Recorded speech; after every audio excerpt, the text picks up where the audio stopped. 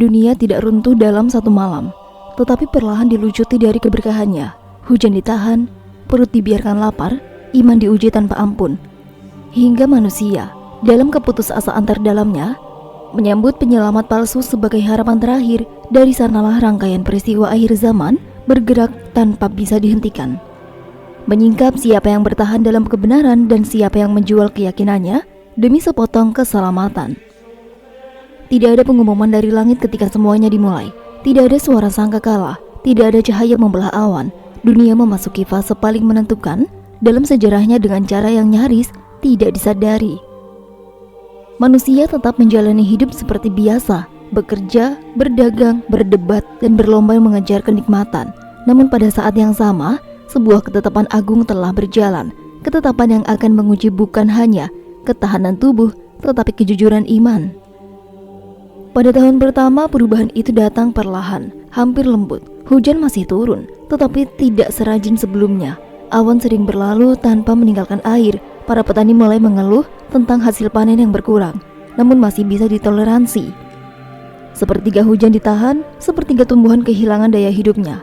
Tanah tidak sepenuhnya mati, hingga terasa lebih berat, lebih kering, dan seolah enggan untuk memberi. Di kota-kota besar, perubahan ini nyaris tidak terasa. Supermarket masih penuh, restoran tetap ramai, manusia modern merasa aman karena angka-angka di layar dan sistem logistik yang mereka banggakan. Namun di desa-desa, para petani mulai memandang langit lebih sering. Mereka menghitung hari tanpa hujan. Mereka mulai berdoa dengan nada yang lebih serius, meskipun masih bercampur dengan harapan bahwa semua akan kembali normal. Tahun kedua datang membawa wajah yang berbeda. Tidak lagi samar, tidak lagi halus. Hujan menjadi tamu langka. 2/3 air ditahan, 2/3 tumbuhan menolak untuk tumbuh.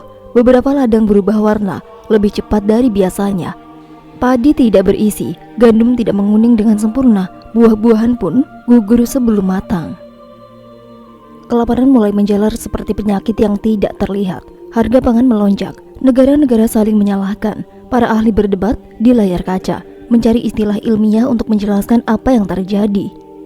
Perubahan iklim, gangguan atmosfer, anomali global, semua istilah itu terdengar canggih, namun tidak ada satupun yang mampu untuk menurunkan hujan.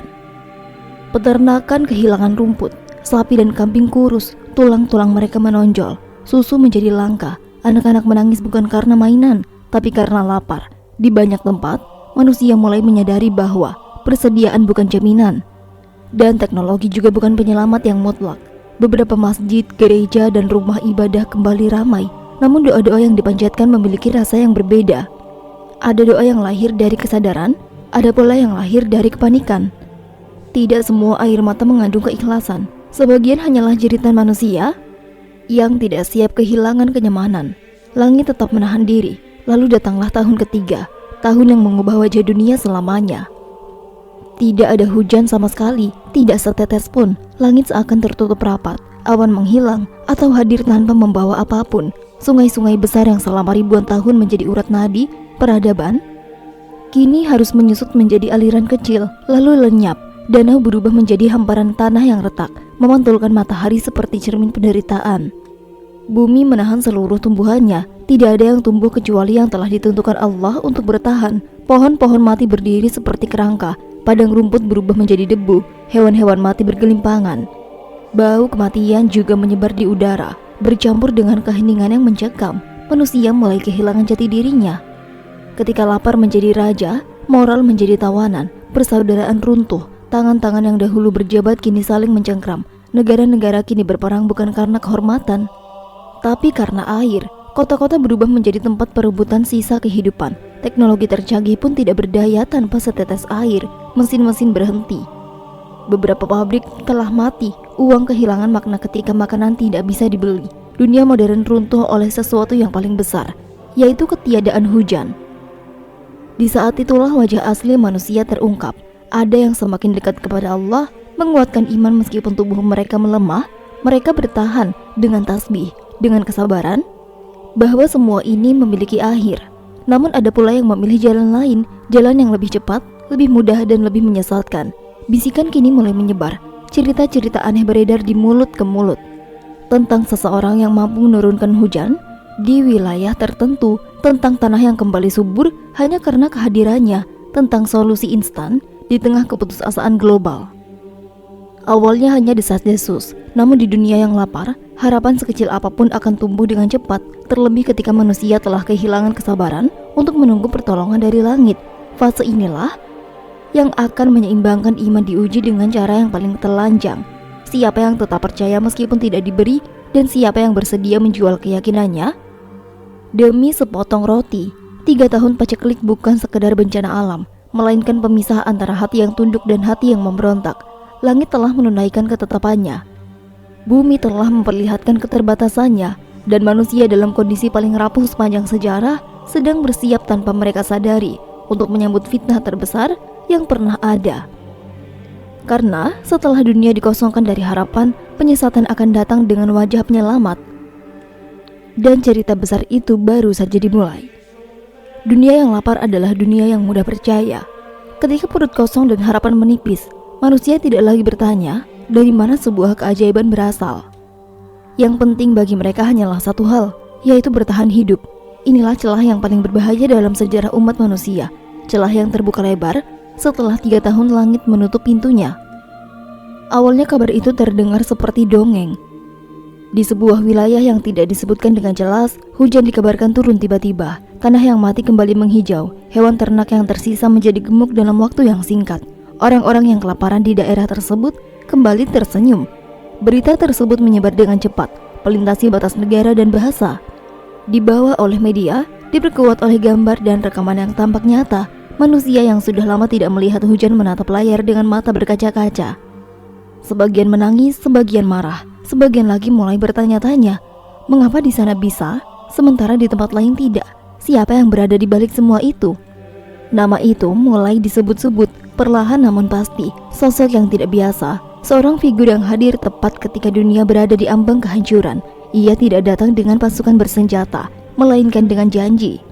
Janji air, janji makanan, dan janji keselamatan. Ia berbicara tentang kekuasaan atas alam, tentang kemampuan menghidupkan kembali tanah yang mati, tentang solusi yang tidak mampu diberikan oleh pemimpin manapun sebelumnya. Dan yang paling berbahaya, ia tidak memaksa, ia tidak menawarkan pilihan. Bagi mereka yang mengikutinya, hujan telah turun, ladang subur, kehidupan kembali bergerak, dan bagi mereka yang menolak, kekeringan berlanjut, kelaparan terus menggigit. Perbedaan ini telah menjadi senjata paling tajam. Tanpa perlu ancaman, manusia dipaksa memilih melalui penderitaan mereka sendiri. Di banyak tempat, keluarga terpecah. Seorang ayah tergoda untuk mengikuti demi memberikan anaknya. Seorang ibu ragu antara keyakinan dan tangisan bayi yang kelaparan. Persahabatan runtuh, persaudaraan hancur. Karena ketika perut kosong, nasihat iman terdengar seperti kemewahan. Sosok itu tidak hanya menawarkan makanan, ia menawarkan makna baru tentang kekuasaan. Dengan teknologi yang melampaui pemahaman kebanyakan manusia. Ia memperlihatkan hal-hal yang tampak mustahil. Hujan turun di hadapan orang banyak, tanah kering berubah menjadi hijau dalam hitungan jam. Ilusi bercampur dengan kenyataan, dan batas di antara keduanya menghilang.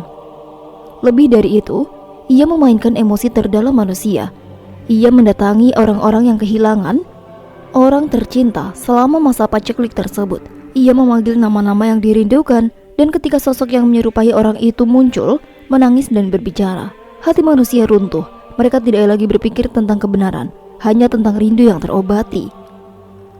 Padahal semua itu hanyalah tipu daya, bukan kebangkitan, melainkan penyerupaan, bukan kehidupan, melainkan kebohongan yang dibungkus dengan kecanggihan. Namun di mata manusia yang putus asa, perbedaan itu tidak lagi penting.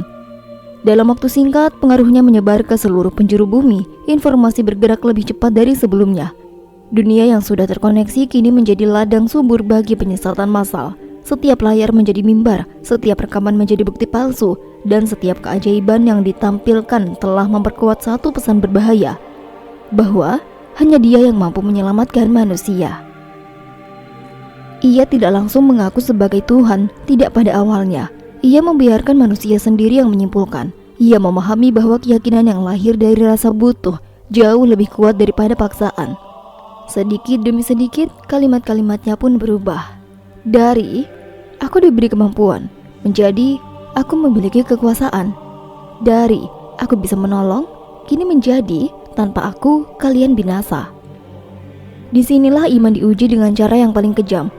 Bukan dengan pedang, bukan dengan ancaman langsung, tetapi dengan makanan dan air. Siapa yang mampu bertahan dalam keyakinan meskipun melihat anaknya kelaparan? Siapa yang sanggup menolak hujan ketika bumi yang di sekitarnya pun mati?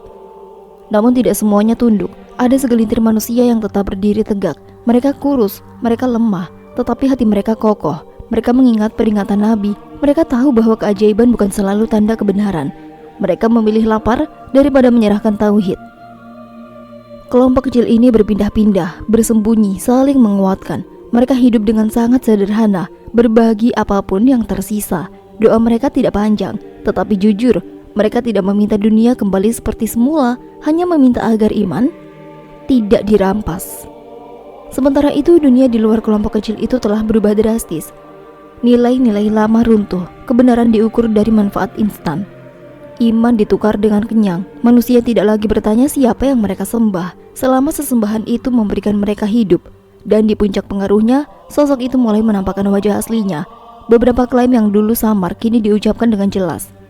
Dunia yang telah lama kelaparan kini bersujud pada penyelamat yang palsu, bukan karena mereka yakin, tetapi karena mereka tidak punya kekuatan untuk menolak. Namun dalam rencana Allah, tidak ada fitnah yang dibiarkan tanpa penyeimbang. Di tengah kegelapan yang semakin pekat, cahaya kecil kini mulai berkumpul. Orang-orang beriman yang selama ini tercerai-berai kini mulai dipertemukan. Sebuah kepemimpinan yang dijanjikan mulai mendekati waktunya, karena ketika penyesatan mencapai puncaknya, pertolongan sejati tidak lagi jauh.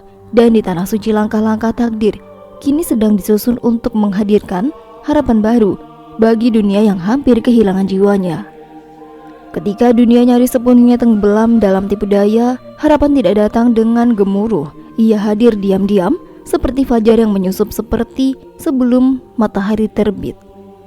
Tidak disiarkan media, tidak diumumkan kepada dunia, dan tidak disambut oleh sorak-sorai manusia. Harapan itu justru lahir di saat keputusasaan telah mencapai puncaknya, ketika iman menjadi sesuatu yang langka dan mahal. Di Mekah, kota yang telah menyaksikan ribuan tahun sujud dan air mata, seorang hidup tanpa ambisi untuk memimpin. Ia bukan penguasa, bukan tokoh terkenal, dan bukan pula pencari pengaruh. Ia hanyalah seorang lelaki soleh yang gelisah melihat kondisi umat. Hatinya dipenuhi dengan beban, bukan karena ingin mengubah dunia, tetapi karena takut melihat dunia kehilangan Tuhannya. Nama dan silsilahnya mulai berbisik di antara orang-orang beriman, bukan sebagai propaganda, melainkan sebagai pengharapan yang diwariskan dari generasi ke generasi. Imam Mahdi, sosok yang dijanjikan akan muncul di saat umat berada di titik paling rapuh. Namun ia sendiri menolak gelar itu. Ia tahu beratnya amanah, dan ia tahu fitnah zaman ini tidak mengenal belas kasihan. Malam-malam di Mekah terasa berbeda. Kota itu tidak lagi ramai oleh peziarah seperti dahulu, namun kesunyian justru menghadirkan kehusyukan yang mendalam. Di antara beberapa lorong-lorong gelap dan cahaya redup, orang-orang beriman datang satu persatu. Mereka tidak saling mengenal, berasal dari negeri yang berbeda, bahasa yang berbeda, dan latar belakang yang berbeda. Namun ada satu hal yang sama, yaitu keyakinan yang tidak berhasil dirampas oleh kelaparan maupun ancaman. Jumlah mereka tepat 313, angka yang bukan kebetulan. Mereka tidak datang dengan senjata, tidak pula dengan rencana politik. Mereka datang dengan hati yang telah lama diuji, dan mereka datang karena Allah menggerakkan langkah mereka. Ketika mereka bertemu dengan lelaki yang di dekat Ka'bah, suasana pun menjadi hening. Tidak ada pidato panjang, tidak ada janji dunia, dan yang ada hanyalah kesadaran kolektif bahwa inilah waktu yang telah dinanti. Namun lelaki itu menolak. Ia mundur, air matanya jatuh. Dan ia tahu memimpin umat di akhir zaman berarti berdiri di garis paling depan fitnah terbesar. Tetapi kehendak manusia tidak mampu melawan ketetapan Allah. Dengan penuh hormat, tangan-tangan itu meraih tangannya. Baiat pun terjadi di hadapan Ka'bah, simbol tauhid yang tidak pernah runtuh. Kepemimpinan baru lahir bukan dari ambisi, melainkan dari keterpaksaan yang suci. Sejak saat itu, angin perubahan kini mulai berhembus. Imam Mahdi tidak menjanjikan keajaiban instan. Ia tidak menawarkan hujan dadakan atau ladang hijau dalam semalam. Yang ia bangun pertama kali adalah iman yang runtuh. Ia menyatukan kembali orang-orang yang tercerai-berai. Ia mengajarkan bahwa melawan fitnah tidak selalu berarti menyerang, tetapi bertahan tanpa menjual keyakinan.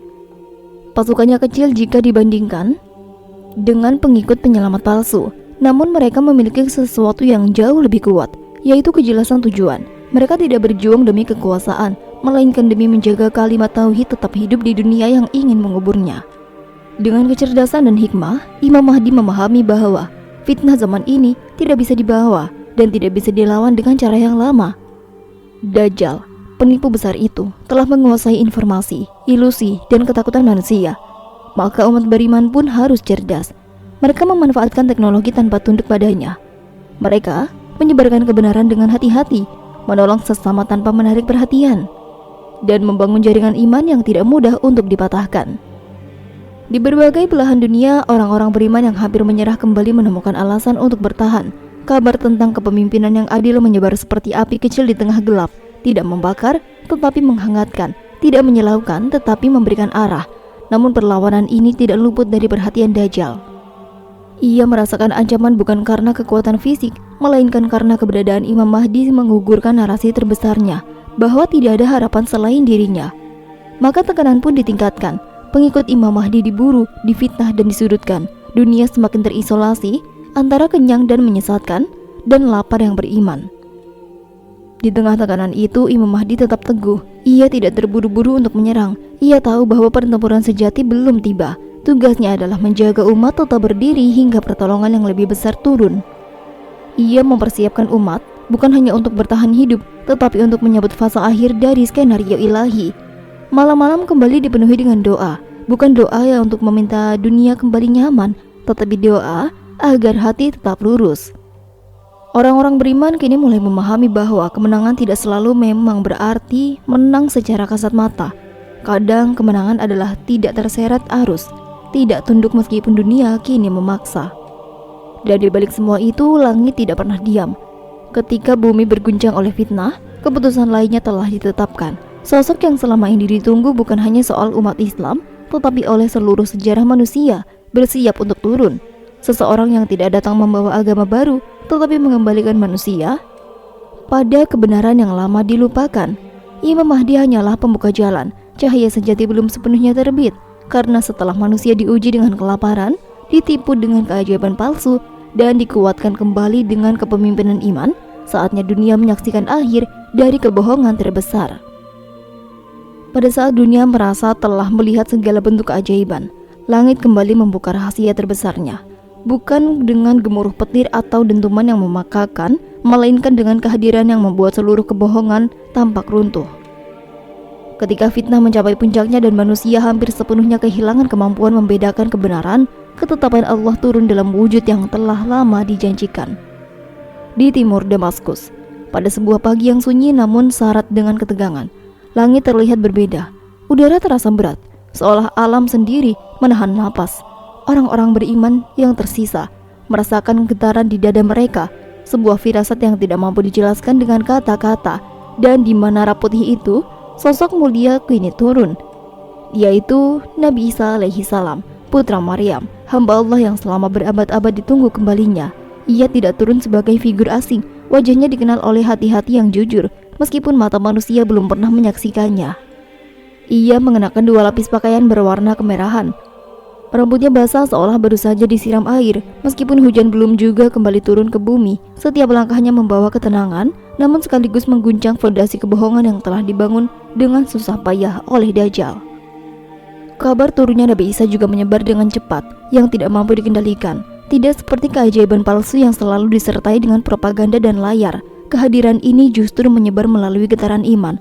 Orang-orang beriman menangis, bukan karena takut, melainkan tentang janji Allah ternyata benar adanya. Sementara itu pengikut Dajjal diliputi kegelisahan yang tidak mereka pahami. Sesuatu yang selama ini mereka hindari, kini berdiri nyata di hadapan dunia. Nabi Isa tidak datang untuk mengambil alih kepemimpinan umat Islam. Ia datang sebagai pengikut risalah Nabi Muhammad. Ketika waktu sholat tiba dan Imam Mahdi bersiap menjadi imam, Nabi Isa diminta untuk memimpin, namun ia menolak dengan lembut. Ia berdiri di belakang Imam Mahdi, menjadi seorang makmum, sebagai penghormatan terhadap umat terakhir dan penegasan bahwa ia bukan pembawa syariat yang baru. Pemandangan itu mengguncang langit dan bumi. Seorang nabi besar yang selama ini disalahpahami dan dijadikan simbol kebohongan, kini berdiri sebagai hamba yang tunduk. Pesan itu jelas, kebenaran tidak pernah berubah, hanya manusia yang sering mengkhianatinya. Bagi Dajjal, kehadiran Nabi Isa adalah awal dari akhir. selama ini ia berdiri di atas ilusi dan kebohongan, memanfaatkan kelaparan dan ketakutan manusia. Namun di hadapan kebenaran sejati, segala tipu daya kehilangan daya cengkramnya. Dajjal merasakan sesuatu yang belum pernah ia rasakan sebelumnya, yaitu takut. Bukan takut kepada manusia, tetapi takut kepada kebenaran yang tidak bisa ia manipulasi. Ia pun mencoba untuk mempertahankan pengaruhnya. Ia mencerahkan pengikutnya, menebar ancaman, dan juga memperkuat propaganda. Namun kali ini kebohongan tidak lagi terdengar keyakinan. Orang-orang yang sebelumnya tunduk ini mulai ragu. Keajaiban palsu terasa hambar ketika kebenaran berdiri dengan tenang, tanpa perlu pembuktian yang berlebihan. Nabi Isa tidak berbicara panjang lebar. Ia tidak berdebat, dan kehadirannya sendiri sudah cukup. Setiap langkahnya mengikis pengaruh Dajjal. Setiap tatapannya mematahkan ilusi. Dunia kini mulai melihat dengan mata yang jernih betapa rapuhnya penyelamat palsu yang selama ini mereka agungkan. Ketegangan mencapai puncaknya ketika Dajjal menyadari bahwa tidak ada lagi tempat aman baginya. Ia melarikan diri, membawa sisa pengikut yang masih setia. Bukan karena pasukan Imam Mahdi terlalu kuat secara fisik, melainkan karena kebohongannya telah kehilangan pijakan. Kebenaran telah kembali ke panggung sejarah, dan dunia tidak lagi sepenuhnya buta. Orang-orang beriman mengikuti dari kejauhan, bukan dengan sorak kemenangan, tetapi dengan kesadaran bahwa ini adalah bagian dari takdir yang jauh lebih besar dari ambisi manusia. Mereka tahu pertempuran sejati bukan hanya tentang mengalahkan sosok tertentu, tapi tentang mengembalikan dunia kepada tauhid yang murni. Di setiap tempat yang dilewati Nabi Isa, pengaruh Dajjal kini melemah. Mereka yang dahulu keras kepala kini mulai runtuh. Bukan karena dipaksa, tetapi karena hati mereka tidak lagi mampu menyangkal kebenaran. Tangisan pun terdengar di banyak sudut. Tangisan penyesalan, tangisan kesadaran, tangisan manusia yang terlambat menyadari bahwa kenyang bukanlah tanda keselamatan. Namun kisah ini belum selesai. Turunnya Nabi Isa adalah pertanda bahwa fase penentu telah dimulai. Dunia telah lama berjalan dalam kebohongan, kini dipaksa untuk memilih secara sadar. Tidak ada lagi wilayah abu-abu, tidak ada lagi alasan untuk ketidaktahuan. Di hadapan manusia kini berdiri dua jalan yang sangat jelas. Mengikuti kebenaran yang menuntut keikhlasan, atau bertahan dalam kebohongan yang sebentar lagi akan runtuh sepenuhnya.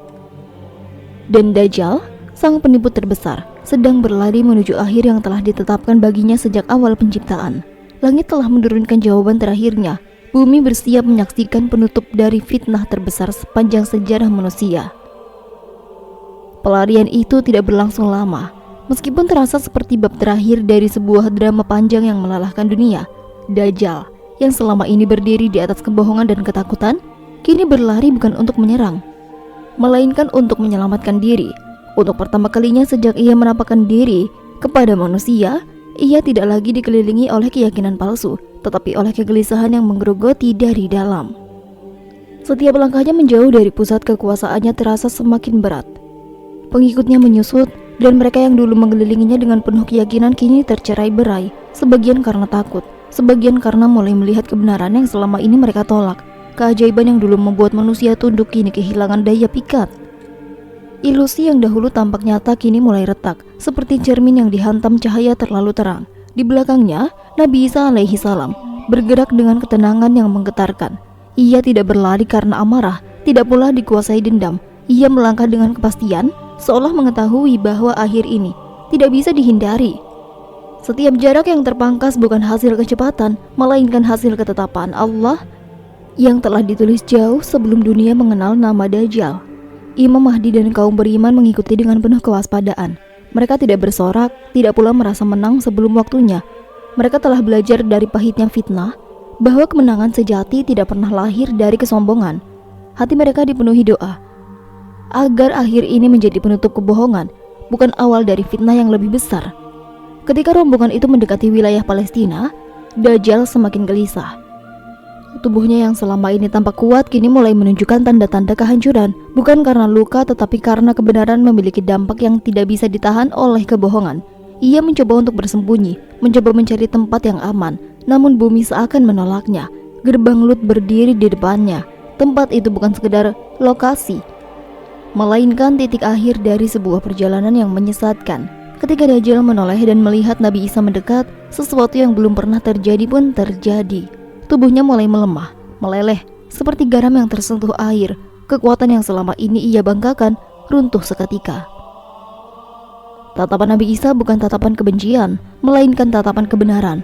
Di hadapan tatapan itu, tidak ada kebohongan yang mampu bertahan. Dajjal mencoba untuk melarikan diri sekali lagi. Tetapi langkahnya terhenti. Tidak ada lagi ruang untuk menunda, tidak ada lagi kesempatan untuk menipu. Dengan izin Allah, Nabi Isa mengakhiri fitnah terbesar dalam sejarah manusia. Tidak ada pidato kemenangan, tidak ada sorakan, hanya keheningan yang dalam. Seolah dunia sendiri sedang mencerna apa yang baru saja terjadi. Sosok yang selama ini ditakuti, diikuti, dan diagungkan oleh jutaan manusia kini tiada. Runtuh bukan oleh pasukan besar, melainkan oleh kebenaran yang berdiri tegak. Bagi pengikut Dajjal yang tersisa, pemandangan itu menghancurkan ilusi terakhir mereka. Sebagian jatuh tersungkur, menangis dalam penyesalan, sebagian lainnya melarikan diri, tak sanggup menerima kenyataan bahwa apa yang mereka sembah adalah kebohongan. Dunia yang selama ini mereka pahami runtuh dalam sekejap. Sementara itu kaum beriman merasakan perasaan yang sulit untuk dijelaskan. Lega tetapi juga sedih. Lega karena fitnah besar telah berakhir. Sedih karena menyadari betapa banyak manusia yang tersesat sebelum kebenaran itu datang. Tidak ada rasa puas melihat kehancuran musuh. Hanya kesadaran yang mendalam tentang mahalnya harga sebuah keimanan. Setelah kematian Dajjal, dunia seakan berhenti sejenak. Seperti seseorang yang baru terbangun dari mimpi panjang yang menyesalkan. Manusia mencoba memahami kenyataan baru. Langit masih belum sepenuhnya menurunkan hujan, tetapi udara terasa lebih ringan. Beban yang selama ini menekan jiwa manusia perlahan terangkat. Nabi Isa berdiri di tengah umat manusia, bukan sebagai penakluk, tetapi sebagai pemimpin yang adil. Ia tidak membalas kezaliman dengan kezaliman. Ia tidak memulai masa baru dengan balas dendam. Yang ia lakukan adalah mengembalikan manusia kepada fitrah mereka, kepada tauhid yang sederhana namun kokoh. Beberapa salib dihancurkan, bukan sebagai simbol permusuhan, melainkan sebagai penegasan bahwa penyimpangan tidak boleh lagi dibiarkan. Babi dimusnahkan sebagai tanda berakhirnya pelanggaran yang dijadikan kebiasaan. Pajak-pajak yang memberatkan dihapuskan. Keadilan ditegakkan tanpa pandang bulu. Dunia yang selama ini dibangun di atas ketidakadilan kini mulai disusun ulang. Manusia belajar kembali hidup tanpa ketakutan. Mereka belajar percaya tanpa paksaan. Mereka belajar bahwa iman tidak tumbuh dari keajaiban palsu, tetapi dari kebenaran yang konsisten. Anak-anak yang lahir setelah fitnah besar itu tumbuh dalam dunia yang berbeda. Dunia yang pernah hampir hancur, namun diselamatkan oleh kejujuran iman segelintir manusia. Namun meskipun Dajjal telah mati, bekas lukanya masih terasa. Dunia tidak langsung menjadi sempurna. Banyak hati yang perlu disembuhkan. Banyak kepercayaan yang perlu dibangun kembali. Nabi Isa memimpin dengan kesabaran, menyadari bahwa pemulihan jiwa lebih sulit daripada mengalahkan satu persatu penipu yang besar. Di balik ketenangan yang mulai tumbuh, umat manusia akhirnya memahami satu pelajaran penting, bahwa fitnah terbesar bukanlah sosok tertentu, melainkan kerelaan manusia untuk menukar kebenaran dengan kenyamanan. Dan selama pelajaran itu diingat, dunia memiliki harapan untuk tidak mengulangi kesalahan yang sama. Gerbang Lut menjadi saksi bisu berakhirnya kebohongan terbesar. Dan dari titik itulah sejarah manusia memasuki babak baru, bukan tanpa ujian, tetapi dengan cahaya yang jauh lebih jujur. Kematian Dajjal tidak serta-merta mengubah dunia menjadi taman yang sempurna. Luka yang ia tinggalkan terlalu dalam untuk sembuh dalam semalam. Selama bertahun-tahun manusia hidup dalam ketakutan, kelaparan, dan kebohongan. Jiwa mereka terbiasa dengan kegelisahan. Maka ketika fitnah terbesar itu berakhir, dunia justru terdiam. Seperti seseorang yang lama tercekik lalu tiba-tiba dilepaskan. Bingung antara bernapas lega atau takut bernapas terlalu dalam. Nabi Isa alaihi salam memimpin bukan dengan ketegasan yang menakutkan, melainkan dengan keadilan yang menenangkan. Ia memahami bahwa umat manusia tidak hanya membutuhkan aturan baru, tetapi juga menyembuhkan batin. Langkah pertamanya bukan membangun istana, melainkan membongkar simbol-simbol dari penyimpangan yang selama ini menyesatkan. Salib dihancurkan bukan untuk merendahkan, tetapi untuk mengembalikan kebenaran pada tempatnya. Ia ingin manusia mengenal Isa bukan sebagai Tuhan, melainkan sebagai hamba Allah yang diutus. Perlahan dunia berubah, bukan dengan keajaiban instan seperti yang dijanjikan oleh Dajjal, tetapi dengan proses yang jujur, Tanah yang selama ini kering kini mulai menerima keberkahan. Hujan turun kembali, bukan sebagai tontonan, melainkan sebagai rahmat. Beberapa sungai terisi, ladang-ladang kembali ditanami, namun yang paling terasa bukanlah hijau di mata, melainkan tenang di dada.